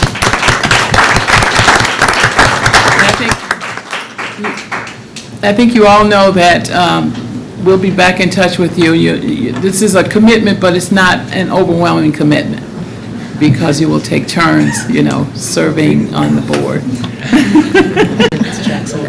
Ms. Jackson, do you have something? Did you have something? You were part of the process. Okay. I'm just part of the process. Yeah. There was a committee of community members and elected board members who are not yet seated. And also a couple of board members that were already there, but there was a committee that interviewed 6 individuals, and these 3 people stood out as the top 3. Yeah. And Ms. Jackson. I would just like to thank the 3 people that have been selected.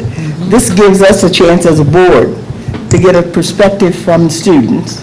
And I really appreciate it because a lot of adults are making decisions for you and you don't have any input. But now you'll have an input from your peers at your schools, and as you hear things that you think we need to hear, this will give us a chance to let you tell us about it. I'm sure you will. Thank you so much. Thank you all. And Ms., did you have something, Dr. Ross? I just wanted to say, Ms. Dixon and Alasia and Alex and Elizabeth, the 4 of you will get together and create a schedule in terms of who will start and what duration and the changeover and those sorts of things. But congratulations, as Ms.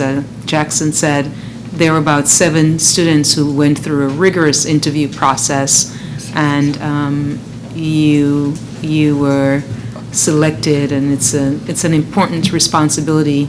You will not be able to participate in executive session, nor will you be allowed to vote. You saw the board members voting, but still there's an important role that you will be playing, representing your schools and the perspective of students, and just kind of also helping us and being a pulse for us too. So I see there's some parents, President Ross. Please, so the parents, please stand, and you have amazing kids. Grandparents. Thank you for sharing your children with us. We'll take care of them. Mr. Sierra, you want to stand? Thank you. Yes, I'm one person. Can you yes. I'm sorry. Can you share that with them? Mr. Cloyd reminded us, whoever starts first, you'll have a seat also. You'll be seated at the horseshoe. Alex, is that you? All right. Okay. He's anxious. And just in case you don't know who Ms. Dixon is, would you raise your hand? She will be contacting you. They know her, she's been in contact with them. A lot of people don't know his last name. Okay, thank you so much. Yeah, that's true. All right, deliberation items. Item 19, the suspension review. The proposed action is that the suspension review listed on the report dated June 13th, 2016 be approved as presented. Second. Mr. Adler? Aye. Mr. Floyd? Aye. Mrs. Passick? Aye. Mrs. Jackson? Aye. Mr. Shaw? Aye. Mrs. Wolfmeyer? Aye. Mrs. Ross? Aye. Item 20, expulsions. The proposed action is that the expulsions listed on the report dated June 13th, 2016 be approved as amended. Second.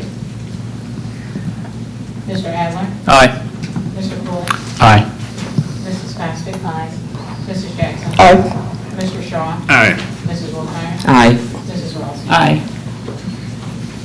Item 21, expulsion with the expulsion to be held in abeyance. The proposed action is that expulsion with the expulsion held in abeyance listed on the report dated June 13th, 2016 be approved as amended. Second. Mr. Adler? Aye. Mr. Floyd? Aye. Mrs. Passick? Aye. Mrs. Jackson? Aye. Mr. Shaw? Aye. Mrs. Wolfmeyer? Aye. Mrs. Ross? Aye. Thank you. Number 22, amended budget resolution. The proposed action is that the Board of Education approve the following resolution. Whereas the Board of Education of Peoria, School District 150, County of Peoria, State of Illinois calls to be prepared an amended budget, and the Secretary of the Board has made the same conveniently available to the public inspection for at least 30 days prior to the final action thereon. And whereas a public hearing was held as to such budget on the 13th day of June 2016, notice and said hearing was given to at least 30 days prior thereto as required by law, and all other legal requirements and been complied with, probably. Okay, now therefore be it resolved that the Board of Education of said district as follows, that the amended budget containing an estimate of amounts available in each fund separately and the expenditures from each be and the same is hereby adopted as the budget of this year district of the 2015-16 fiscal year. Need a motion? Second.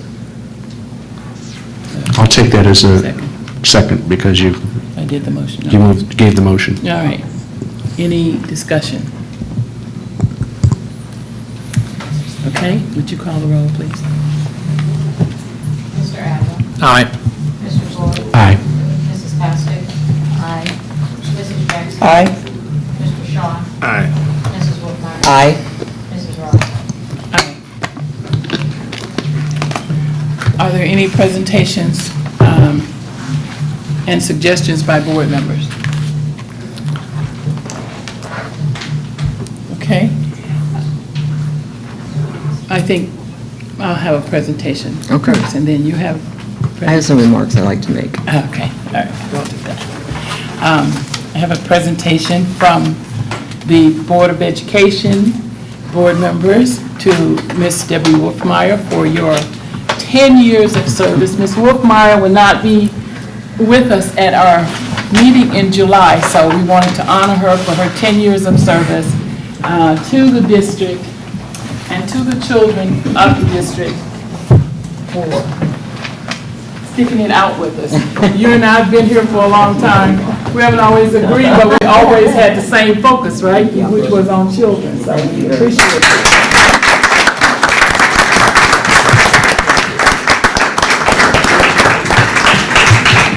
And so with that, we would Thank you. entertain any comments that you would have. Since I won't be here on the first, I do want to share a few thoughts tonight, and excuse the notes, but my memory, as I get older, my memory isn't real reliable, so. First, I'd like to thank voters for giving me the opportunity of going on this 10-year journey on the board, and it has truly been a journey. I have served with 15 different board members during these 10 years, which means 15 different people with 15 different personalities and 15 different perspectives. I think I can honestly say that I've been able to work with all of them, and as Mrs. Ross said, we don't always see eye to eye, and I think in some cases, we might not even have liked each other. But we're always able to put aside any differences and personal agendas and work together for the children of this district. And that is the key to being a good board member, remembering that the children are our first priority. This journey has been the most rewarding and at the same time the most frustrating experience I've ever had. Rewarding because of the parents and the looks of pride that you see on their faces when they watch their children achieve.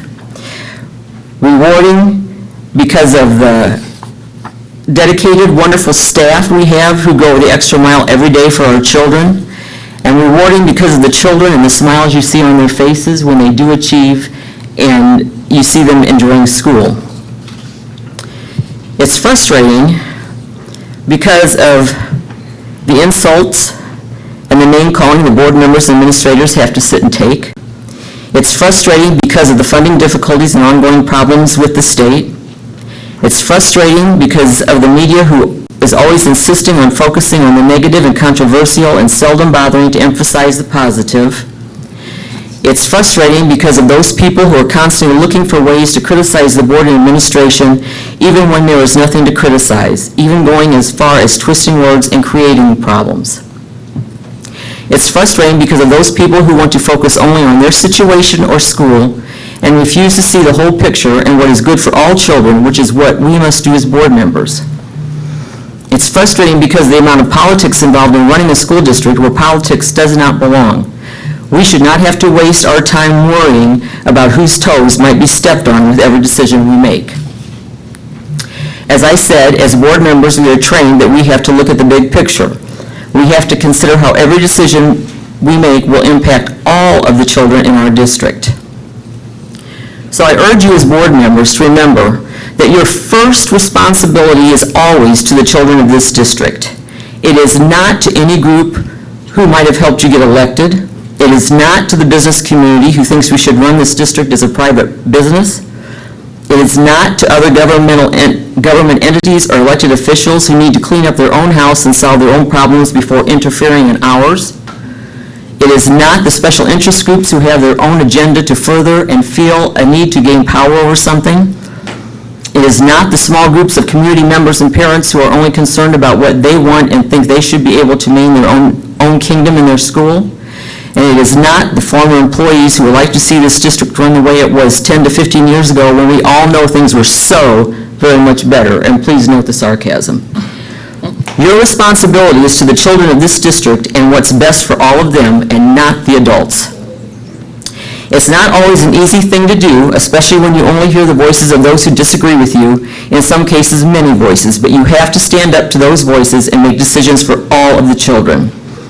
Yes, it has been a very interesting 10-year journey with ups and downs, difficult decisions, controversies, and unpopular decisions, and you will continue to face these as you move forward. Two things I learned very quickly after coming on the board is that I was only one vote, and I can't possibly please everyone. And you have to learn to accept this as you move forward. My wish for this board and administration is that people will take a step back and allow you to move this district forward without all of the outside interference. I doubt that will happen, but we can always hope. The last 10 years have gone quickly. When I first decided to run, my sons told me I was crazy. They were wrong. They probably still think I'm crazy, but they were wrong about me being crazy for running for the board. I have totally enjoyed my time on the board and appreciate the many opportunities I have had from being a board member. So to all those with whom I've served and worked, to the staff, parents, and students of Peoria Public Schools, thank you. It has been a privilege. Thank you.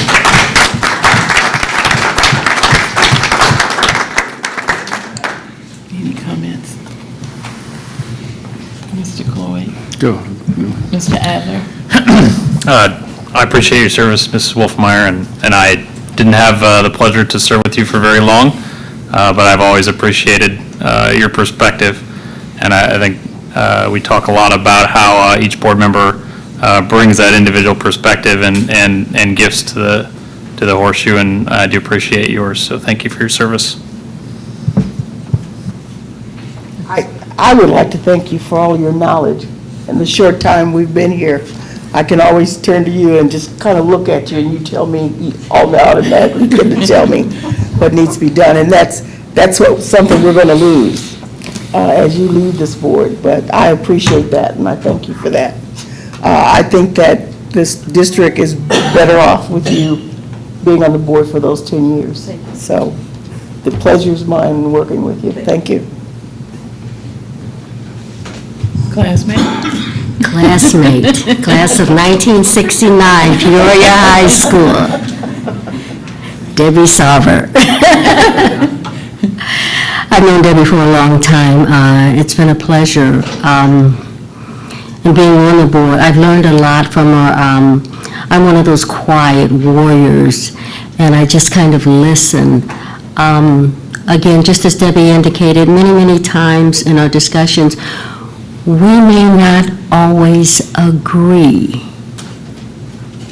but we're there to support each other's decision.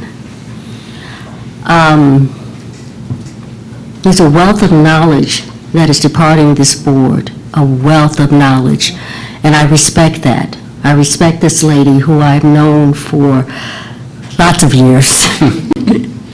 I'll miss you. I'll miss what you have brought to the board, but I wish you the very, very best, and it has been a pleasure, and thank you for imparting all of the knowledge that you have imparted to me.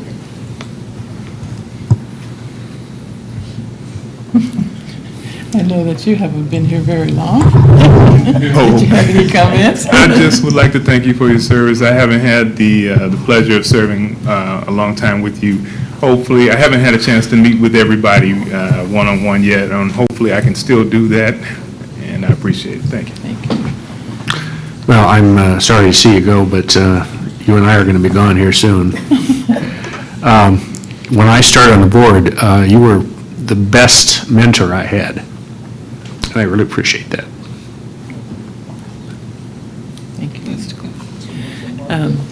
I want to say again that you and I, we've been in different committees together, working on budgets, working on all kinds of different things, and we think more alike than different. And again, I didn't know much at all about unions, although I was married to a union man. I didn't know about unions, but I know a lot now thanks to you and all the knowledge that you brought, and the knowledge you had in special education, because you were doing that, I guess, 20-something years, working with that. Yeah, so it's good to have the different categories of people that have specialties that you can learn from. So I've learned a lot from you, and I we'll be calling you for something when you're not going away out of town somewhere. Dr. Carrot, did you have anything? Yeah, I've enjoyed working with Mrs. Wolfmeyer. I thank you for your support and your advice, and just your candidness and your perspective. That's the history that you've accumulated over the years will be missed, but you know I'll call. So I really enjoyed working with you, and as you said, I actually took notes. I thought your little presentation was passionate and very touching and inspiring, and I'll try to do my best for you and the entire community. But yeah, you're all about the kids when everything is said and done, and we have that in common for sure. Thank you for all of you've done for our kids and our community. Thank you. And last but not least, Ms. Dixon, would you have anything you want to add? I thank Mrs. Wolfmeyer for always being available for questions and concerns. And when I have that confused look, she'll just, no. So I appreciate that. I appreciate Ms. Debbie and her history and knowledge. Thank you. And I thank her for her support. Thank you. No other comments? There's one more thing on the agenda, and that is board committee reports. Are there any? committee reports. I think it's a little late for committees, right? For this year. Mr. Cloyd and Ms. Costick worked diligently on the policy committee, meeting all the time, and so we really thank them for all the time that they put into that. Ms. Jackson and the parent. Yes, and the parent-teacher advisory, and the building committee. I don't know how many times you guys met, but. Several times. So, anyway, are there any other comments or questions? About the fiduciary committee. We don't have a report there yet. But with that, Mr. Adler? Madam President, I move that we adjourn. All right, thank you. I always give that to you. To pass that on to somebody. Who's paying attention? Who's winning? Basketball game. Oh, it's on.